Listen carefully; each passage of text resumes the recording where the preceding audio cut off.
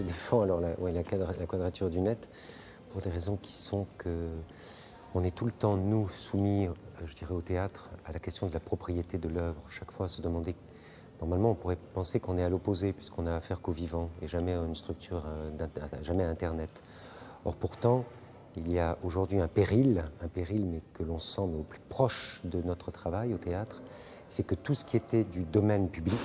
et on sait ce que c'est au théâtre que le public, c'est cette assistance qui nous regarde pendant qu'on joue, que tout ce qui est du domaine public est en train de se privatiser de partout, de toutes les manières.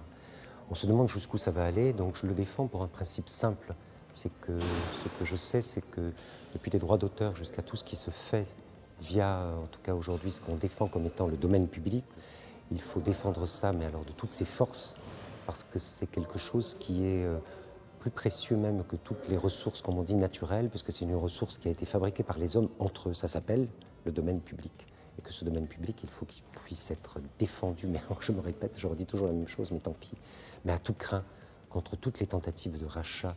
et d'occupation, sous quelque forme qu'elles soient. Voilà, ça c'est une première chose que je peux dire. Après, sur les droits d'auteur, je vais être plus confus et plus flou. Ce que je sais, c'est que, en tout cas,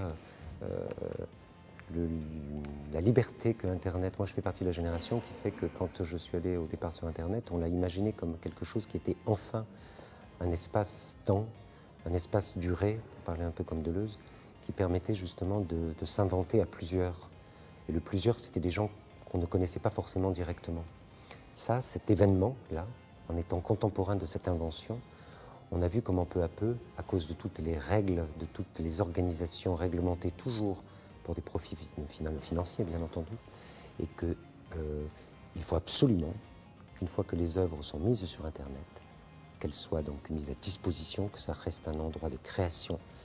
à plusieurs, solitaire pour les autres, mais que ce soit dans un accès libre et